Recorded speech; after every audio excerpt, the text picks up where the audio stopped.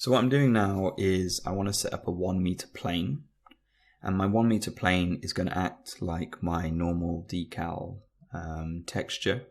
So I'm going to UV this normal plane as 0 to 1 in the UV channels, and then I'm going to set up another plane that'll float just above this, and my plan is to model into the floating plane just above it. And I'm going to model things like screws and handles and all these sort of small details that I think will look better in a game engine if they were baked and then projected onto the vehicle instead of being modeled in. Also, I don't have unlimited poly counts, so this gives me much cheaper results as far as poly counts, but also personally I think it gives much better results for the actual in-game asset. So the first thing I'm doing here is, this is what I'm thinking will be a panel line. So as you can see in my renders, then it looks beveled, and that's because I'm using a round edge shader.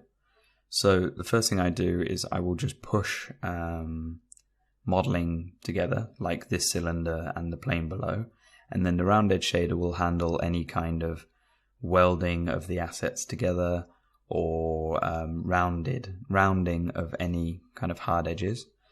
So I'm simply just creating a cylinder, booleaning it out of the face, and then creating another cylinder which I plan on being some sort of kind of like rivet or bolt. So this one I'm thinking is it's kind of like it's a raised area in order to put screws into.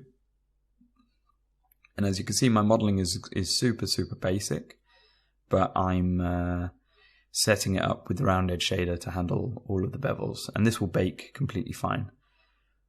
So this makes this part of the process very fast, and I don't have to think about cleanup or control loops and things like that. One thing I'm also doing is I'm trying not to model any kind of shapes that are perpendicular to the face of the plane that I'm going to bake it to, because obviously a normal map is just a set of pixels. So if I bake something down which is completely perpendicular to that face, so it's like a straight up edge, then it will try and bake that straight up edge into like 1 pixel, and it just won't give good results. Whereas if I model like I am now, which is where I pull something in but I also bevel it in by a small amount, like I'm doing on all of these details, then that will give me more information, bigger, wider details in my normal bake, so that these details show from kind of like 10 meters away from the vehicle, as opposed to only really looking good like really close. And also this means that these details require a much smaller texture than if you were to do really tight details, because then it would need much more pixel density in order to show off those small shapes. So you'll notice that all of these are, although they're quite kind of tight and nice little details, they're all kind of modeled in a way where they're nice and kind of big bevels. All of the angles are not quite straight, so that it gives nice big kind of almost clumsy renders, so that I get as much out of my normal map as possible. So then what I'm doing now is, this is kind of a process I use all the time, where I just literally, I'll create the shape that I'm imagining I want the hole to be. So it's sort of like a plug. And then I'll place those out, and then when I'm happy, I'll just boolean those away from the asset below. And then the round edge shader will handle making sure that they look nice and beveled. So as you can see here, I just literally boolean them away and then do a render, see if they look nice, and I think, yeah, that'll look cool as a normal map. So my whole process is basically to come in here and do this, add details to this sheet. Because of the way it's UV'd, it's very easy for me to come in and take some away and rebake it, or add some new ones later. So I'm just doing this as like a first pass, but later on you might want to optimize this down to only the pieces you've used, and it's quite easy to re-UV this or rebake this, or quickly re-UV all of the decals, because you can grab maybe 100 or 200 decals that are all using the same screw and just move them all in the UVs onto where the new screw is. So this is a very fast, nice, iterative process, which is, again, easy for me to kind of like optimize or take feedback on from my art director or my lead.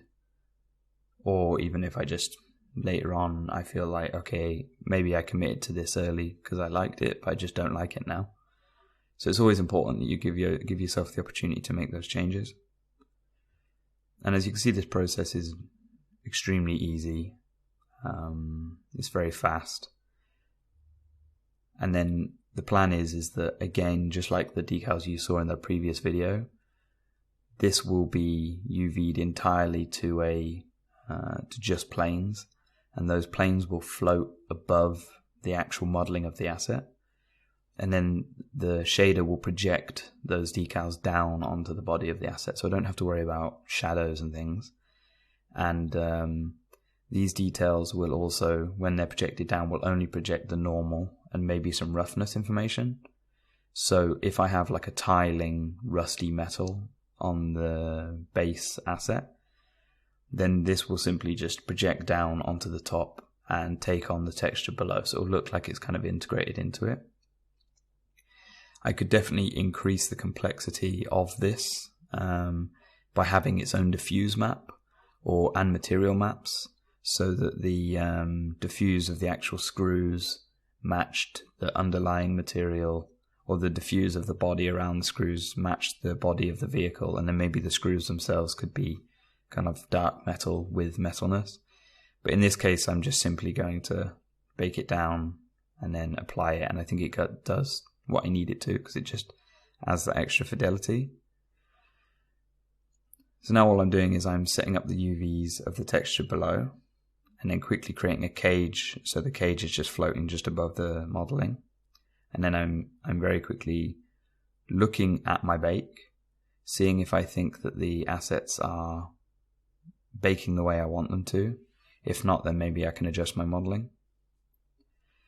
And now you'll see that I'm just quickly kind of doing a test of that sheet. So I'll pull the plane out, apply the material to it that I've just given this normal to, and then I'll probably have this as like a large plane, cut it up into the individual details, and just really really start to divide those out over the whole vehicle.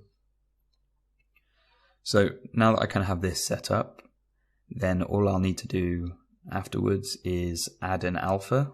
So the alpha would just be wherever the details are is white, so that it will render in UE4, and where there is no detail, it's just flat in the normal map, then that will be black, and then that will just be projected down onto the vehicle in order to give that extra layer of detail.